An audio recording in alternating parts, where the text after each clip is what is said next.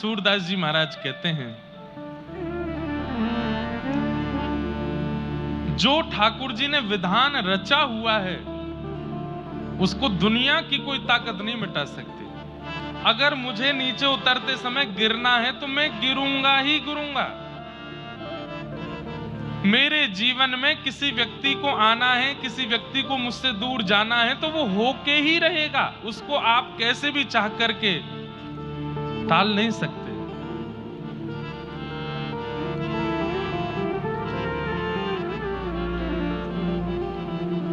सूरदास जी का एक पद है, होनी टाले नाही टले, होनी टाले नाही टले,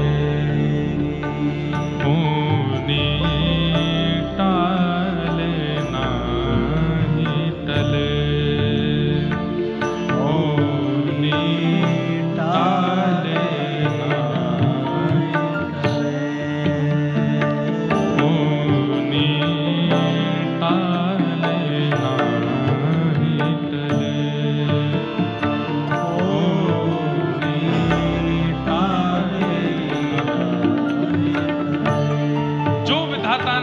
रच दिया है वो होके रहेगा। उसको चाहे कितने भी तंत्र करवा लो, कितने भी मंत्र कर लो, कितने भी आप झाड़ फूंक करवा लो, गंडा बंधवा लो, यहाँ तक अपने हाथों में कुछ नहीं होने वाला। जो होना है वो होके रहेगा, उसको कोई नहीं टाल सकता। होनी टाले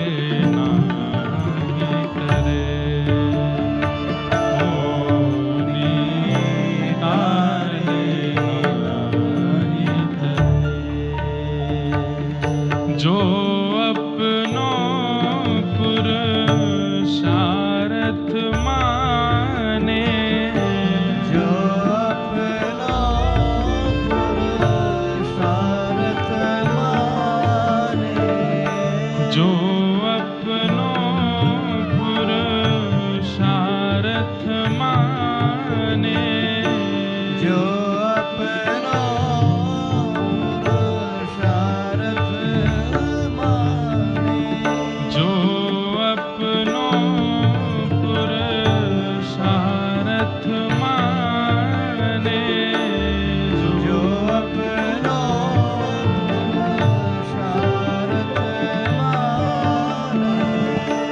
जो अपनों पुरुषार्थ माने, जो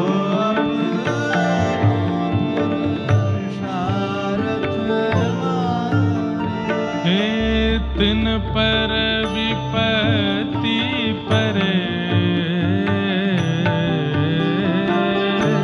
तिन पर विपत्ति परे, कर्म गति टाले नाही टले, कर्म गति टाले नाही, कर्म गति टाले नाही टले, कर्म गति तारे क्या उदाहरण देते हैं। जो होना है वो होके रहेगा, चाहे आपके पास कितना भी बल, कितना भी पराक्रम, कितने भी श्रेष्ठताएं आपके पास क्यों ना हो, जो होना है वो होगा। इसका प्रमाण क्या है? प्रमाण सुनिए। मुनि वशिष्ठ से पंडित ज्ञानी, मुनि वशिष्ठ से पंडित ज्ञानी, सिद्ध के लगन धरे, सिद्ध के लगन धरे। अरे वशिष्ठ मुनि ने प्रभु श्री राम और सीता जी की लगन लिखी है। वशिष्ठ ऋषि हैं, वो कोई गली मोहल्ले के छोटे पंडित जी नहीं हैं। हर नक्षत्र को देखना जानते हैं। अरे नक्षत्र देखना जानते हैं, नक्षत्र को बदलना जानते हैं वशिष्ठ मुनि। सब कुछ व्यवस्थित करके राजा जनक जी को और वहां दशरथ जी को लगन पत्रिका दे दी। बोले कि इससे बढ़िया योग बन ही नहीं सकता है।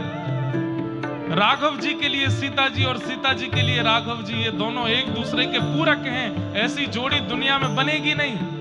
लगन लिख दी, बोले कर दीजिए ब्याह। हुआ क्या? सीता हरण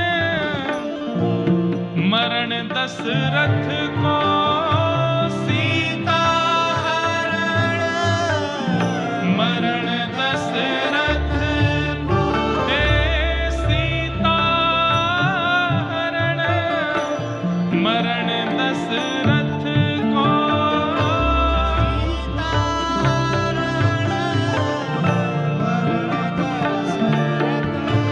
हे वन में विपत्ति फिरे, वन में विपत्ति हे करम गति ताले नाही टले, परम गति तारे नाहि डरे। अरे होनी टाले नाही टले, होनी तारे नाहि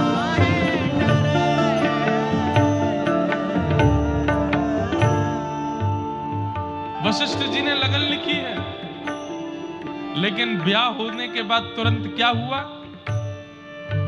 दशरथ जी की मृत्यु, राम 14 वर्ष का वनवास और सीता जी का हरण।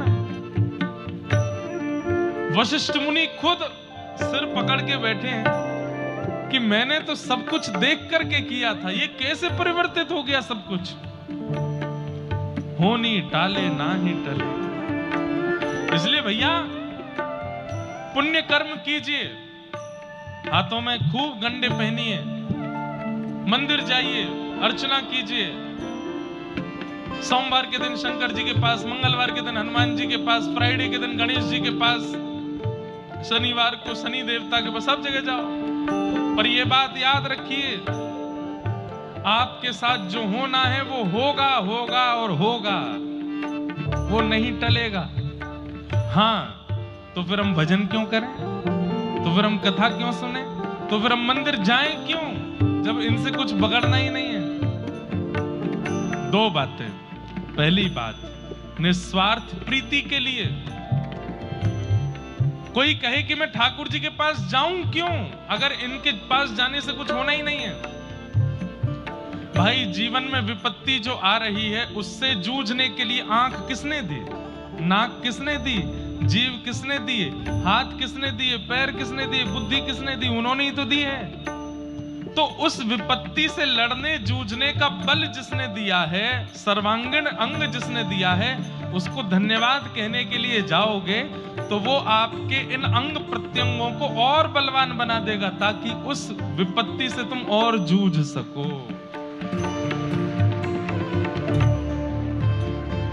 आपने बाइक खरीदी, अब बाइक को हर 1-2 महीना में आप सर्विस के लिए लेके जाते हो, बढ़िया बड़ाई कर देते हो शोरूम वालों से, बहुत अच्छी बाइक है, इतना मजा आता है चलाने में, इतनी बढ़िया है ये। तो शोरूम वाले खुश होकर के और बढ़िया सर्विस करके भेजते हैं, और बढ़िया इसके सॉकर अच्छे मजबूत कर दो, इसके टायर और बढ़िया वाले कर दो। सुनो, हम आपसे पैसा नहीं लेंगे, एक आध चीज हम अपनी तरफ से लगा देते हैं इसमें, ताकि और बढ़िया हो जाए। ठीक वैसे ही आपके जीवन में जो आना है वो आपकी कर्म गति है, वो तो आएगी, लेकिन बीच बीच में आप ठाकुर जी को वंदन करने जाते हो, प्रणाम करने जाते हो और धन्यवाद कहते हो, नाथ मेरे जीवन में संकट है, विपत्ति है, लेकिन कोई दिक्कत नहीं, आप टेंशन मत लो, आपने बढ़िया शरीर दिया, इससे मैं लड़ूंगा, जूझूंगा। तो ठाकुर जी के मन में दया आ जाती है, और ठाकुर जी बुद्धि को प्रवीण बना देते हैं, हाथों को प्रवीण बना देते हैं, वाणी को प्रवीण बना देते हैं, ताकि उस विपत्ति से तुम और जल्दी निकल सको। ठाकुर जी आपकी सर्विसिंग और बढ़िया कर देते हैं। कई बार ऐसा होता है कि विपत्ति जीवन में आई और बुद्धि सोच ही नहीं पा रही है कि हमें करना क्या चाहिए। जीवन में एक ऐसा मोड़ आया कि आपकी बुद्धि फेल हो गई है, अब क्या करें? भक्ति करने वाले व्यक्ति की बुद्धि कभी फेल नहीं होती। उसके जीवन में आने वाली परिस्थिति आते ही उसको निदान पता है कि मुझे अब क्या करना है, और वो उस मार्ग से निकल जाता है। भोगना सबको पड़ता है, चाहे भीष्म पितामह हो, चाहे ध्रुव हो, चाहे प्रहलाद हो, चाहे सूरदास हो, चाहे कबीरदास हो, सबको सहना तो पड़ता है। पर सहने में मैं एक बात कहता हूं, भक्ति क्या है? एनेस्थीसिया का इंजेक्शन है। एनेस्थीसिया का इंजेक्शन लगते ही सुन्न हो जाता है। अब डॉक्टर काटो पीटो खून निकले कुछ पता नहीं चलेगा। भक्ति भी एनेस्थीसिया का इंजेक्शन है। एक बार अगर लग गया तो जीवन चाहे जितने खतरनाक मोड़ ले ले, आपको अनुभव नहीं होगा। आप प्रसन्न नहीं रहने वाले।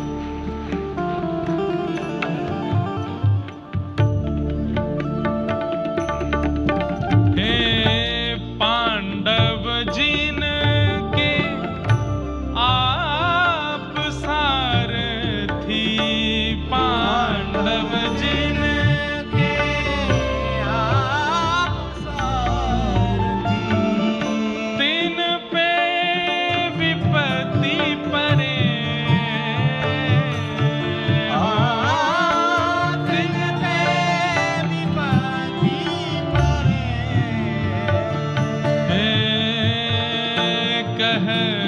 कबीर सुनो भाई साधो, कबीर सुनो भाई साधो। ये पद दोनों ने गाया, सूरदास जी ने भी गाया है, उनका वाला मिला नहीं, कबीरदास जी का मिला है। उनके पद में कुछ पंक्तियां अलग हैं, पर दोनों की भावना यही है।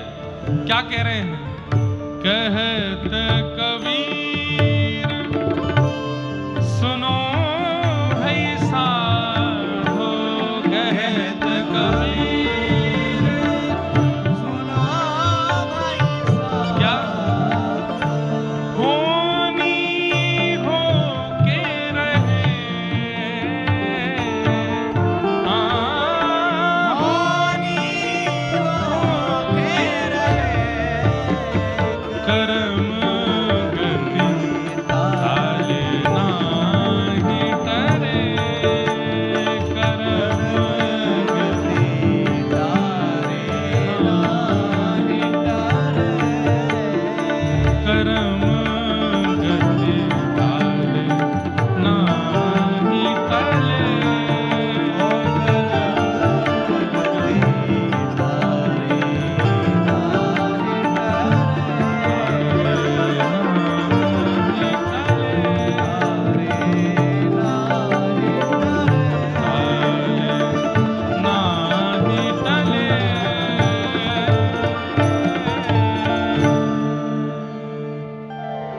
कर्म गति टाले ना ही टले, होनी होके होनी टाले ना ही टले।